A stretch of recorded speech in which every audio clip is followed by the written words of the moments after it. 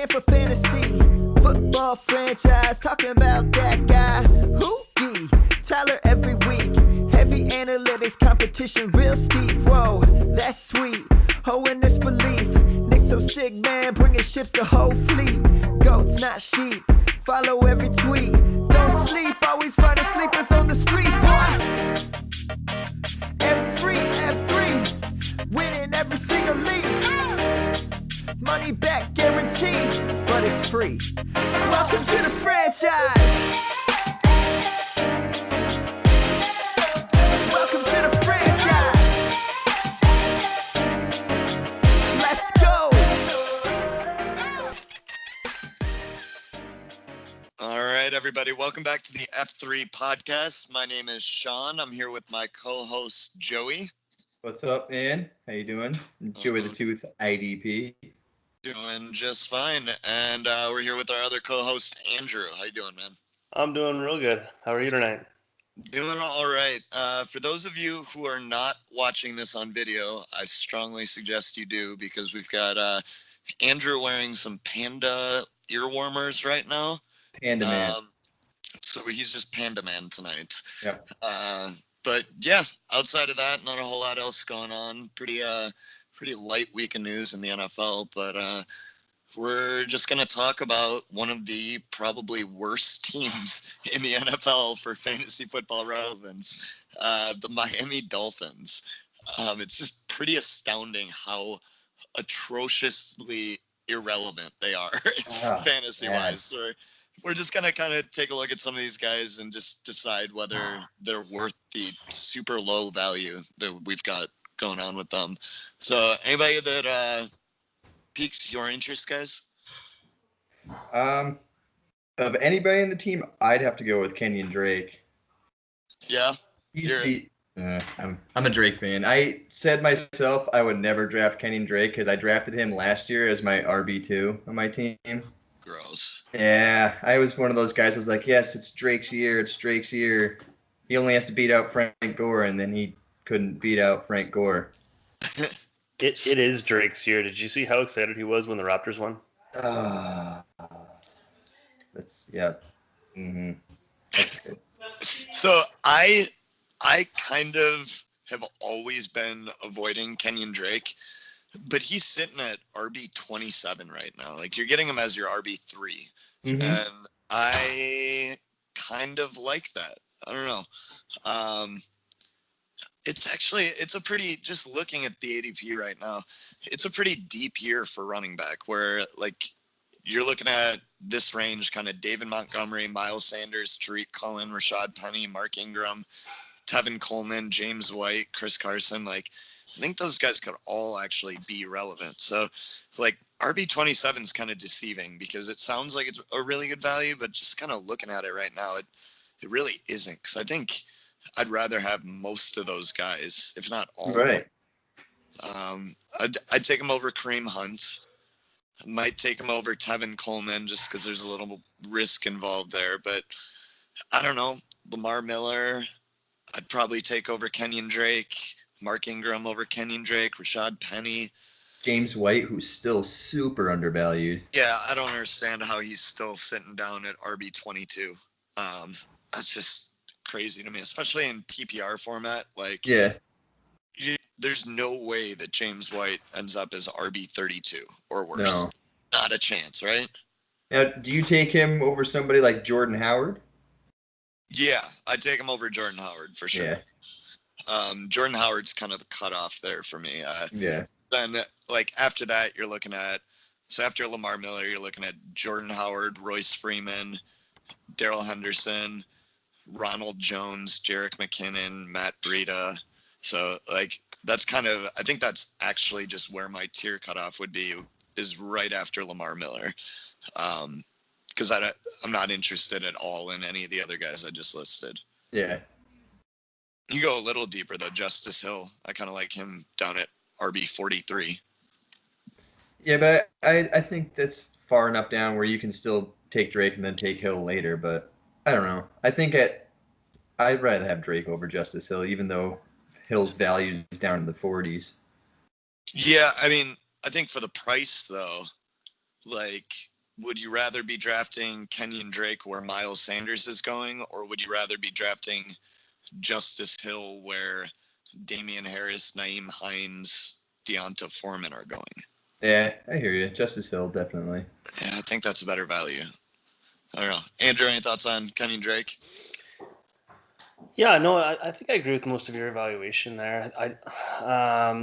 I agree he's a guy not that I wasn't really targeting in the past, but this is a year where I think his value's really in a good spot. Yeah, I think it's probably where it should be. Like RB27 sounds like he's being undervalued, but I don't know. I just kind of that range that he's in is probably about right, and I think just my distaste for him as a player probably leads me in another direction there. But The only thing that you got to remember too, though, is the Dolphins are gonna be bad. They're not gonna be a good football team. no, they're not. So they're gonna play from behind a lot.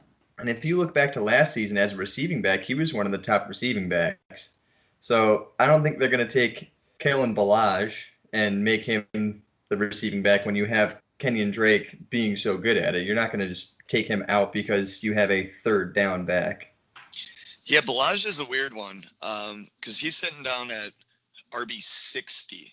Right. But, like, there are a lot of people out there that are truthers for him.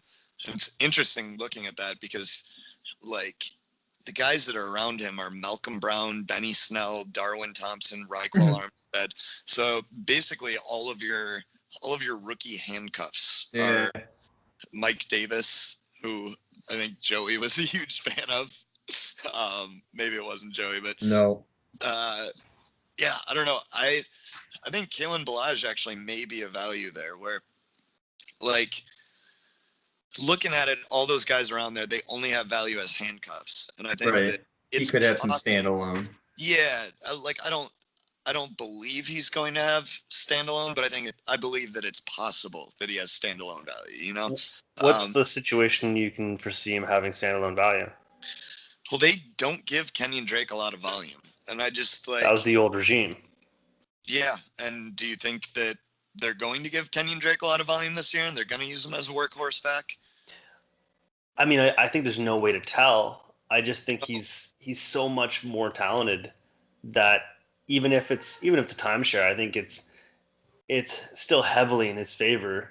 And I don't think Ballage is talented enough to be productive on 25% of the touches, 30% of the touches. Like what percentage of the touches does he need to be relevant? Well, it's not so much about relevant. It's about more relevant than the guys that are around him. So, like Rodney Anderson sitting right behind him there. He's back up to Joe Mixon and Giovanni Bernard. You got Raekwon Armstead, who's back up to Fournette, which could be valuable as a handcuff, but probably not going to be getting a lot of work behind Fournette. Darwin Thompson, who we know how the Chiefs do things. They basically have one lead back, and if he's not it, he's worthless. Benny Snell is going to be backing up James Conner and what's his name? The guy that's Jalen Samuels. Yeah, Jalen Samuels. And then Malcolm Brown is backing up Todd Gurley and Darrell Henderson. So, like, none of those guys have any path to any touches. So when you're looking at Kalen Ballage, you're not saying like, yeah, I'm betting on this guy being really good. You're saying that he's the handcuff there, and also there's a chance for him to get touches in the meantime. But see, I don't think those meantime touches are valuable. You're not starting him if he's getting 8 carries a game. He really only has value if there's an injury, same as the other guys. Yeah, except that when you're getting 8 carries a game, if he does something with them, if he plays well with them, then he carves into a bigger role. Whereas the guys that are sitting on the bench, they're not carving out any role for themselves. So, yeah, it's still a long shot that he's ever going to get to a point where he's startable. But also, like, there's a better chance of that happening than the even chance you have across the board of injuries, you know? But if you look at like the other value, even outside of running back at that time, there's no way I'm taking Ballage. Yeah. I mean, you'll have guys like Deshaun Jackson's there, Deontay Johnson, Robert Foster. These are all guys that I would easily take over Balaj. Absolutely. If you're looking at overall ADP, this whole tier of running backs is overvalued. Yeah. I guess I'm just looking at like Raquel Armstead. Is he not a good pass catcher? Do I remember that incorrectly? Like, could he not carve himself out a role as third down back there, and that could have value relative to? I mean, Fournette can catch.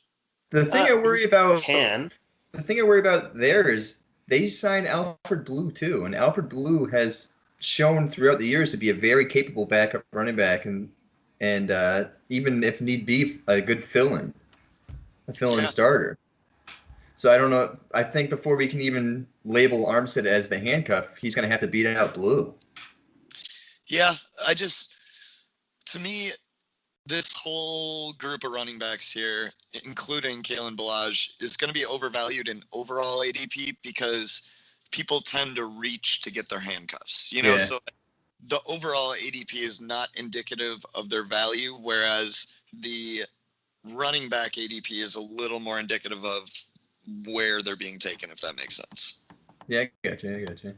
So, what do you think about Kiseki? I actually think he could have a nice bounce back here, but I think it also depends on QB.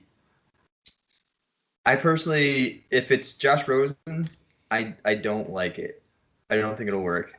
I don't think Josh Rosen's how many times did he target his tight end last year? Who was his tight end? Ricky Seals-Jones? Yeah. And he had like 0 production last year.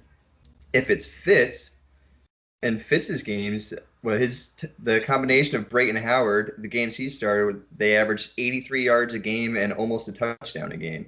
So if Fitz is the starter, I think Kiseki has a good opportunity to actually put up good points. I think it's tough to judge Rosen based on his rookie year in a terrible offense. I just think that it's not. I don't want to take anything away from his rookie season. I don't want to walk away thinking that I know who Josh Rosen is or what he's going to target. The problem being is he's not going into a much better offense. No, he's not. He's going to a better offensive line, for one. Yeah. For two, that's a big thing. He's getting away from the just stagnant play calling that existed over there. And really what killed him was play calling an offensive line. That's just what it was. So, I don't know. I'm not going to say that Rosen doesn't target his tight ends based on last year because it was just a flawed system that he was in. But so just looking at it, you got Kiseki sitting at tight end 18. So see some of the guys that are around there. You're looking at basically right before him is Jared Cook, who I actually think is really undervalued, as anybody who listened to the last IDP Guys podcast knows. But Chris Herndon, who's obviously suspended and probably not really that good in my opinion. Mark Andrews is ahead of him, who should be ahead of him, I guess. I think the cutoff is really after Mark Andrews. Then you get into Chris Herndon, Mike Gesicki, Delaney Walker, Jack Doyle, Irv Smith, Kyle Rudolph. That's kind of like where things fall off. So you're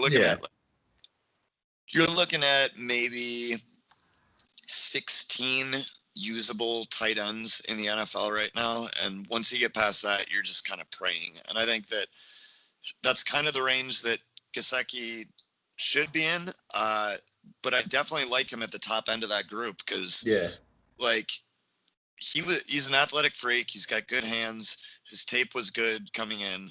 He just was used too much as a blocker. They didn't use him the way that they should use him. They should be using him like the Giants use Evan Ingram or like how Jimmy Graham used to be used and all that. But that obviously didn't happen last year. And I think that the coaching change over there should help that. Did you know that he got recruited to play volleyball at Penn State before he got recruited to play football? Did he really? Yeah. Yes, I did know that. Yeah, he's an athletic freak. He was miscast as a blocking tight end, and I think the new regime understands that. So I think and plus tight ends always take a season to acclimate, right? They take like 3 seasons. Right. So yeah, I mean, I think a lot of people are just like, if you go back and you look at where he was going this time last year, he was going so much higher, and then one bad year with bad coaching and just like a rookie tight end, and suddenly nobody cares about him. So I don't know. I have more faith in his future than I have in, let's see, Jordan Reed. Delaney Walker's got to be retiring any day now, basically. And I'm not taking Jack Doyle over him. Yeah, I don't think so either. Not long term. If they believed in Jack Doyle, they wouldn't have brought in Ebron. And Right. say what you want about Ebron, say what you want about them using 2 tight ends and all that. I think if they had faith in him long term, they wouldn't have made that move. I mean, the couple of guys I would think about taking over Kiseki, Ian Thomas with Carolina, because he's down all the way at tight end 25. I love Ian Thomas. Yeah. And then, I mean, I'm even thinking Darren Waller, but I have to see him actually get some reps first. Yeah, I'm not interested in Waller. I'm trying to remember. They brought in a tight end in the draft this year. I don't remember which one it was. Foster Moreau. Yeah. What round was that? LSU. I want to say third or fourth. But Yeah, I'm not 100% they sure. took him a lot earlier than where I thought he deserved to be drafted. But is he really a pass-catching tight end? I mean, you don't spend a third-round pick on a blocking tight end, so That's true. they at least have to believe that he's a pass-catching tight end. Round 4, pick 35. Yeah, so you're not spending a 4th-round pick on a tight end that you expect to just be a blocker. Right. Although I do think that was probably a reach for him, in my opinion. So, all right, we're going to take a short break here, and we'll be back to talk some of the receivers.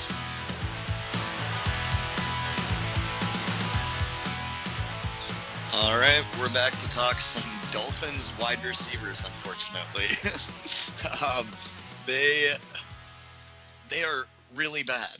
Like, that's all I can say. Horrible. All that means is they've got lots of potential for growth. That's what we say about Devontae Parker every single year. He's our first Dolphin wide receiver off the board, and he's going at wide receiver 60. It's all about value. 60. Do you think one of those guys is going to have value this year? They have to, right? They're going to be playing from behind. Somebody has to catch passes. Mm-hmm. Yeah, Kenyan Drake. But I mean, I guess we say that every year, and nobody ever produces there. So I just like, where did all the fantasy points go last year? Somebody had to score points. I'm pretty sure Wilson was off to a good start before he got injured, and then I'm pretty sure Stills had a couple decent games down the stretch. Let me bring up their numbers. He did have a couple of games, I know, because I drafted him. Kenny still scored 6 touchdowns. Yeah, well, he was one of my value guys last year, and that didn't work out. But I just somebody has to score points. All right, so it looks like Wilson got hurt in week 7 because that's the last game he played. So no, he didn't have great numbers, but he had 2 for 74 and a touchdown in week 3. He had 6 for 155 and 2 touchdowns in week 6 against Chicago. Like, that's a good defense. 5 for 43 in week 5. So he had games. He couldn't string them together. You never knew when to start them, right? Yeah. I mean, you can't really. I don't think you're ever going to choose to start one of these wide receivers. It's more or less going to be a buy filler. I mean, like, maybe though. Like, I have to believe the offense is going to be better, and if the offense is better, they've got to throw to somebody. I mean, Kenny Stills only averaged like barely over 4 targets a game, like 4.5 targets a game. Well, they were not a high volume offense. Like Gase ran like one of the slowest offenses in terms of plays per game. They weren't moving the ball well. It wasn't a good offense by any means. But so I get Stills' numbers up. He had 4 for 106 and 2 touchdowns in week 1.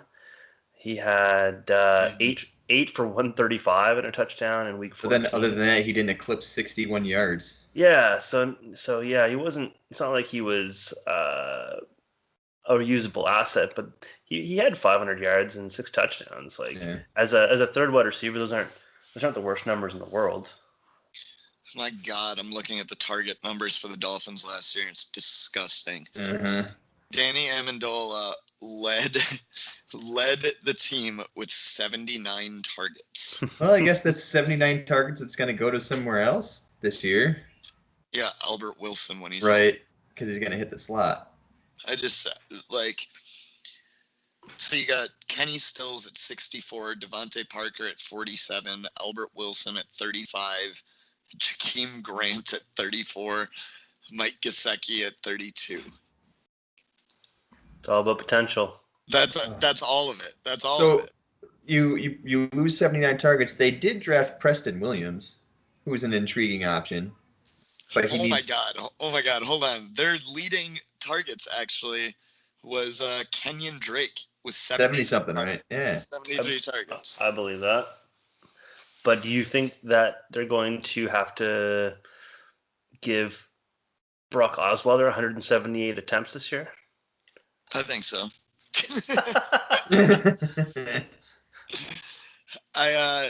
So yeah, Kenyan Drake only had 120 carries, but they threw to him 73 times.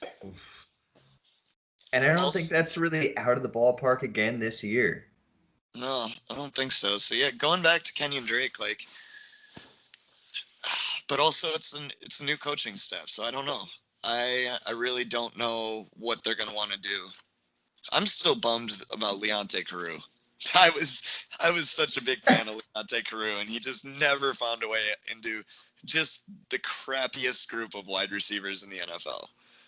So I don't know what that says. And then about didn't he recently get arrested too or something? I thought there was something that happened with Carew. I might be lying, but you could be lying. I don't know, to be honest. But yeah, so somebody's got to catch the passes, and let's kind of take a look at where they're sitting in terms of ADP. So you got Devontae Parker sitting in the range of basically some Deshaun Hamilton, who I'm obviously a big fan of, so I'm not taking him over him. And then you got some of the rookies. So you got Andy Isabella, JJ Arcega-Whiteside, Hakeem Butler. I'm not taking him over any of them. Because I think we know what Devontae Parker is, and he's never going to be a stud for you. And I think those rookie wide receivers could be studs. They could end up just being Devontae Parker. They could bust, but either way, you're not starting Devontae Parker, right? I'm also taking Trey. Like, he's right next to Traquan Smith. Like, he's right there, and Traquan Smith's the number 2 for Drew Brees. Yeah. And how are they even like right next to each other? Yep, Valdez-Scantling, I'm taking over him. I think that he may not be the lottery ticket to own in Green Bay, but he could be. Geronimo Allison's right there too. So like both those Packer receivers, I think at least you have a chance with both of them to strike gold.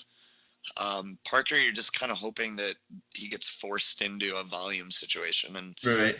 I think that everybody else at least has like real upside of being a good player. I mean, I hate to beat this horn again, but if it's Fitz, I think he has a better chance because Fitz is he's a fearless quarterback, and he loves his big receivers. He targeted in his 8 games. He targeted Mike Evans 75 times. Yeah. I mean, Parker's obviously the biggest receiver they have. Not saying he's the best by any means, but I mean, Fitzgerald has no problem forcing the ball. Did you say Fitzgerald? You've been saying Fitzgerald. Did I say? Did I? Yeah, I was gonna let it go. I'm sorry. I was gonna let it go, but I can't. Fitzpatrick. Sorry, I'm looking at Larry Fitzgerald on the ADP. I know. I was doing the same thing here, but yeah, Parker also. I know. Okay, so hold on. So let me go through these catch rates here. So you have Danny Amendola sitting at 75% catch rate. These guys all played with the same quarterback. Mm-hmm. You got Mike Gesicki sitting at 69%. Nice. You got Jakeem Grant sitting at 62%. Albert Wilson at 74%. And then Kenny Stills and Devontae Parker sitting at 50 and 51. And I get it. Like, outside receivers tend to have a lower catch rate, but that's a really bad catch rate. Like, except Kenny Stills had 64 targets, only walked away with 37 receptions. Like, that's not good. So it makes me wonder, like, it's not just quarterback play because everyone else seemed to catch the ball fine. It's just those two. And so I kind of wonder whether Parker and Stills are going to be able to produce even if they get volume. Because, like, you give him 100-ish targets, right? You're sitting at 100 targets for Devontae Parker. You're going to walk away with 50 receptions. Yeah, that's Like, that's what is not that? gonna What do you do with that? Because Well, then like you're sitting at, like, looking at Danny Amendola's numbers, you're sitting at 575 yards and maybe a couple touchdowns. Yeah. And I was going to say that with Kenny Still's problem is his yards per target so deep, but it's really not. It's only 8.6 yards per target last year. Yeah, per target, per Right. reception. Per reception is huge. It's 14.9. But you got to come up with the football. So maybe they work him underneath and that catch rate comes up a little bit, but I don't know. The efficiency doesn't look good. I don't know what it's going to look like for volume because we don't know which one of them is going to get force-fed targets. So, right. So yeah, Parker, I'm definitely out on at wide receiver 60 for sure. Yeah. Looking down at Albert Wilson, it's a little more like tolerable, but even there, like we got, let's see, Deshaun Jackson, who I like a lot more. Deontay Johnson, I really like him as a rookie. I don't like him for his rookie year, but I like him as a player. Right. Miles Boykin probably is hurt by being in Baltimore, but still a talented freak. John Brown in Buffalo, I'll take over Albert Wilson probably.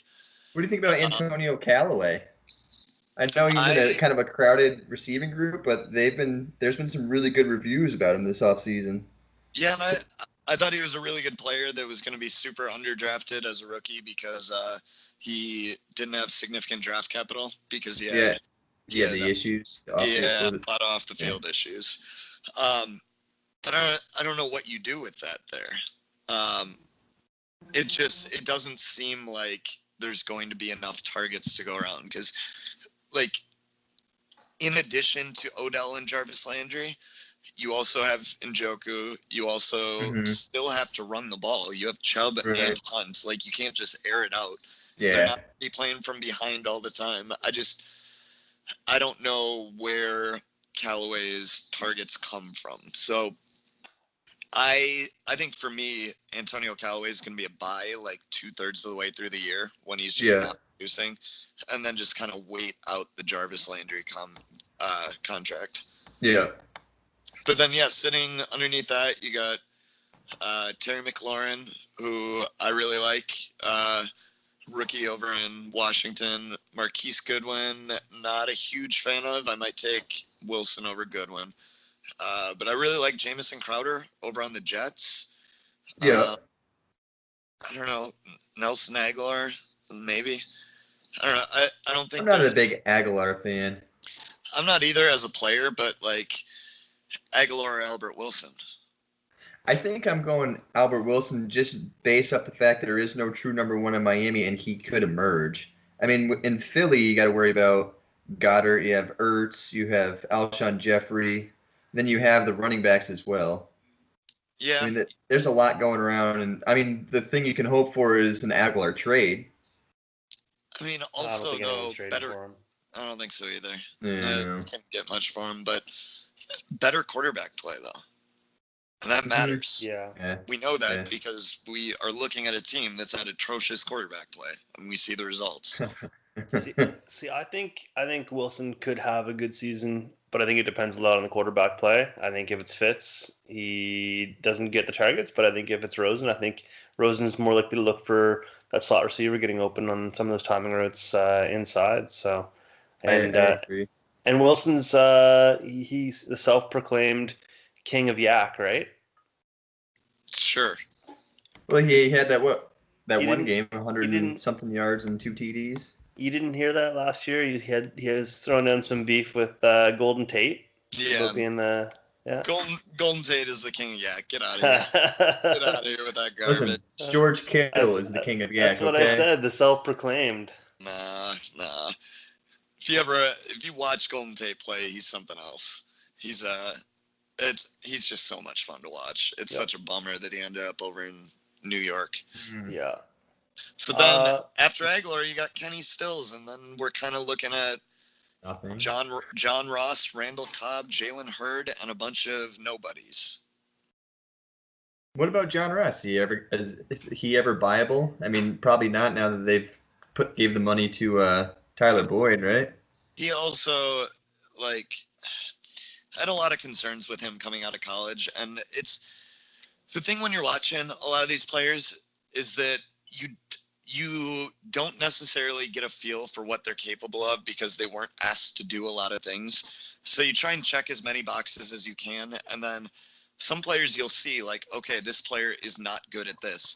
And then there's players like John Ross who you can't really say that. You just watch his tape and you're like, I don't know if he can do this. And so when he was playing in the Big 12, what you were looking at is somebody who was playing against corners that would give them 10, 15 yards of cushion because A, it's the Big 12.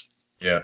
B, he's so fast that nobody wanted to play close to him. So what that tells you then is we don't know whether he can play against press, and we don't really know whether he can make contested catches because he would just burn everybody. Right.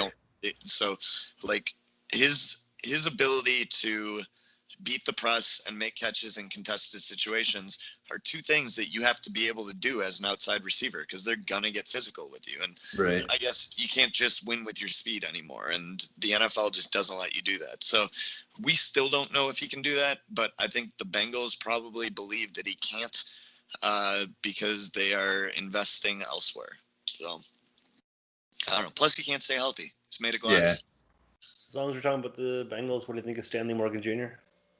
I actually really like Stanley Morgan. He's one of the best route runners to come out of this class. I don't know that he's ever going to be relevant in the NFL because he's not a stellar athlete. He doesn't really have a huge standout quality other than his route running. But I mean, I guess if you're going to have like one trait, that's the one to have is create separation. So I don't know. He's probably not going to be fantasy relevant, but he's somebody that I like as like a deep stash flyer that you're getting in the 4th, 5th round of your rookie drafts. Do you think he is injury dependent to become relevant, or do you think he could earn his own way into the? I mean, he went undrafted, right? I don't think he actually got drafted. I think he went undrafted. So he's going to be a long shot then to make the roster. I think he's talented enough to make the roster, but he's not going to be game day active, and he's not going to see the field without an injury. So, and I think with Ross, they're going to try to force the issue with Ross to try to make him a relevant part of the team as much as they can. I mean, you kind of have to because like you're going to have that 5th-year extension or 5th-year option as a first-round draft pick, so you got to figure out whether you want to keep him or not. Mm-hmm. You think? Can you foresee a scenario where they take the 5th-year option? Like, what does he have to do this year to get that 5th-year option exercised? Well, they got a couple of years to figure it out, but I think if he doesn't hit 1,000 yards before that 5th-year option comes up, he's gone. Because that 5th year is big money. It's first-round money. Isn't this his 3rd year? This would be. Yeah. So don't they need to make the decision before the start of next year? I don't know when the exact date is, but you might be right on that. Yeah, so I think this is the deciding season for him. Yeah. So if he's got to hit 1,000 yards this season to get that 5th year, is that what you think? It's not going to happen though. No, I don't see any way that happens. Which probably is why the Tyler Boyd extension came through. Mm-hmm. But oh no, I think Boyd is getting extended either way because I think AJ Green's only got a couple years left, and he might sign elsewhere because I think he's on the last year of his contract. Yeah, they're trying to talk through an extension right now, but it hasn't really gained too much traction. Right, but I think between the two of them, they needed to keep Boyd more than Green because Boyd's the future and Green is on his last contract. He's about to sign his last contract, right? Probably. I would think so. He's got to be 30 right now. So I think he's 31. And they didn't give Boyd like crazy money. What was it? It was 4-year, $43 million. I thought it was pretty reasonable money, really, Yeah. considering what they're paying wide receivers these days. Yeah.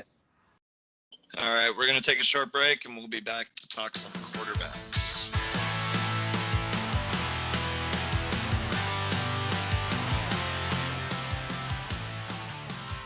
All right, we're back to talk Dolphins quarterbacks again, unfortunately. I know you guys have some pretty strong feelings on this one, so I'll let you guys take it away real quick. What gave you that idea? The good news. The slander of Josh Rosen's about to start right now. Oh no, we got another- I will not tolerate it, Joseph. We got another voodoo doll coming. You will not. I have a voodoo doll for both of them. You will not voodoo doll my Rosen. Both of them have one coming. The good news is that if you have what's the saying? If you have two quarterbacks, you have no quarterbacks, right?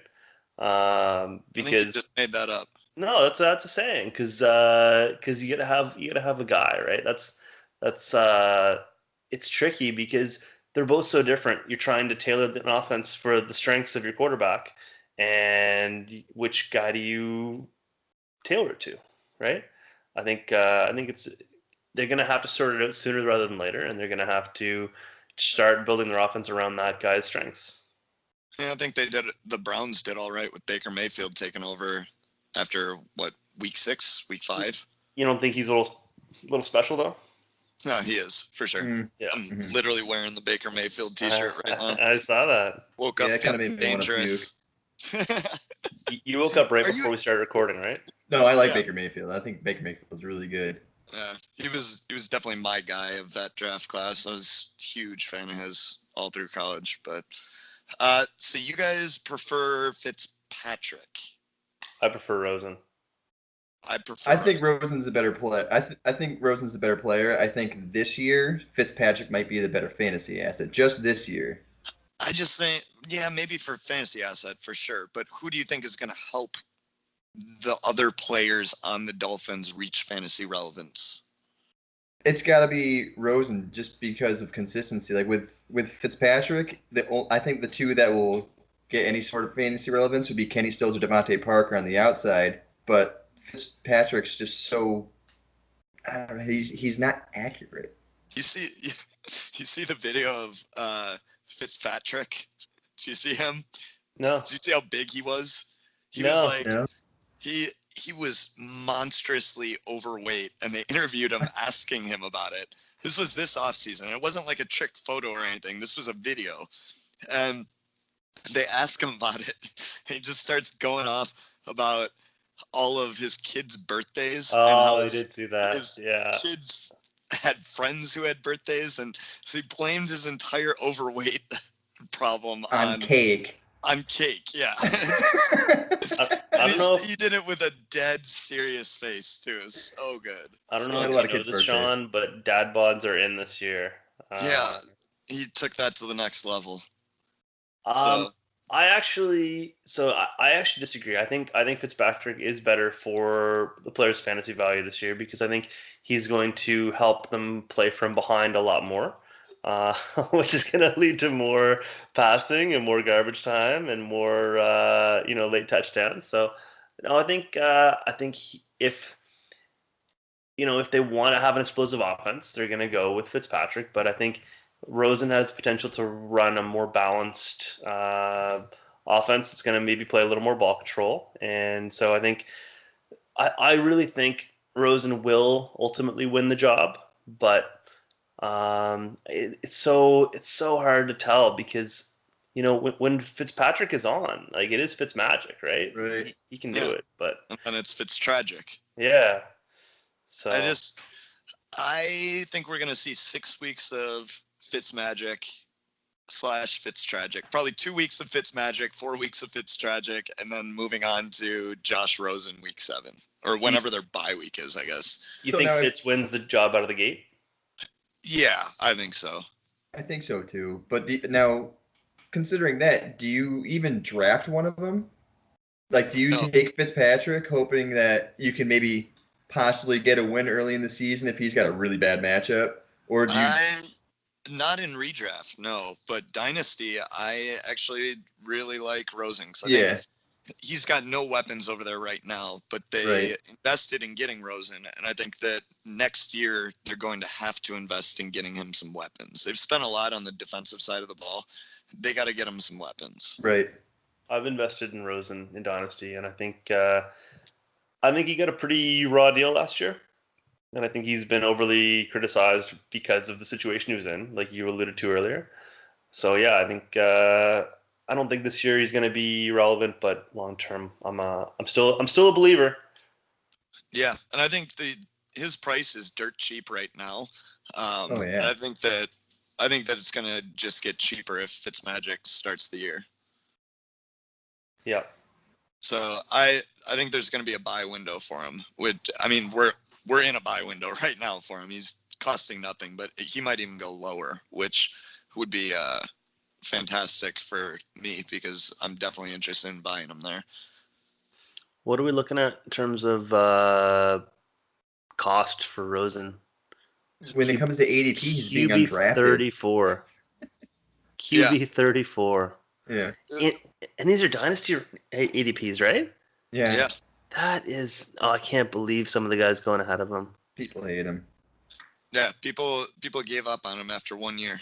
And it's crazy to me because, like, how many good quarterbacks had a bad rookie season? And it happens all the time. And I think that the Cardinals giving up on him is what really set him away. But I mean, look at Jared Goff. Jared Goff had a terrible rookie season. That's exactly what I was going to mention. Because Yeah, I was a huge Jared Goff guy coming out, and I was very vocal about it, and I just got trashed by everybody after his rookie season. I was like feeling really bad about it. I was like, And then you're like, dynasty bitches, what's up?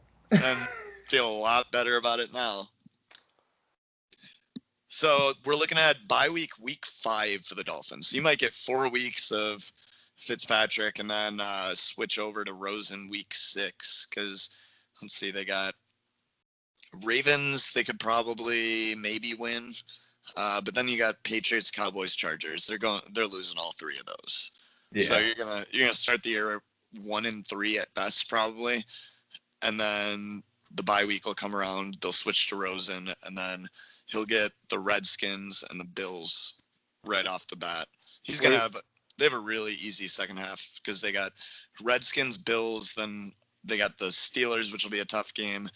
The Colts will be a tough game, but they got Jets, Bills, Jets again. Yeah, they're the AFC East. Where's that first Patriots game? Is it in Miami? Yes. That's a win. Former Patriots coach playing against the Patriots and Patriots playing in Miami. That's a win. No, like you can't tell me they don't win that game.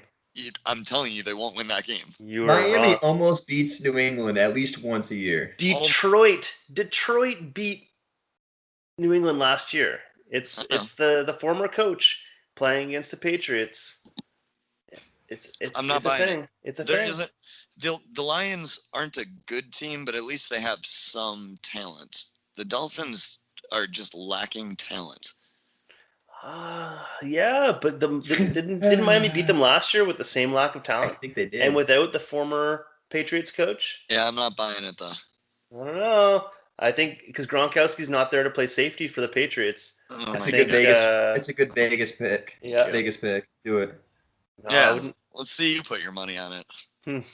Yeah, that's what I thought. Haven't you seen that meme about the Patriots season cycle where they have to like lose a significant game early in the season, then rebound from it, and then everyone doubts them, and then they come back and go to Nobody doubts the Patriots. That was. There's no doubt. Everybody just hopes they lose. You don't remember? We're on to Cincinnati. Yeah. Okay, but nobody. Everyone doubted them. No. They like to pretend like people were doubting them. They made a whole thing where they're like, nobody believed in us. It's like we all knew you were going. Like we knew you were. Every year they get trounced in some insignificant game that everyone blows out of proportion. They say, "Oh, the dynasty's over. Brady's washed up," and then they come back and they win the last 6 weeks and win the division. Then you're interacting with morons. Nobody in their right mind. Don't be so hard on yourself. Until Sean. the Bills, Jets, or Dolphins get any better, it's going to be the Patriots division for at least 5 more years. Oh, they don't even need Brady to win the division. No, those other teams are just. All right. Well, this has been our episode of F3 Podcast. Thanks for joining us, guys. Just so you know, you can find our written content on dynastyfootballdigest.com or on idpguys.org.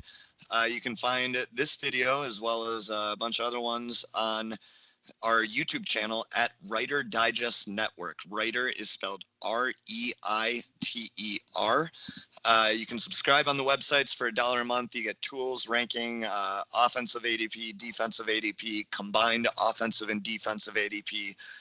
You get a subscription to our Slack channel. And basically, you can talk with any of the writers, any of us, anybody who has anything to do with our website. We're in that channel, and you'll get to talk to all the other subscribers and just kind of bounce fantasy football questions off us. Including Panda Man. Including Panda Man.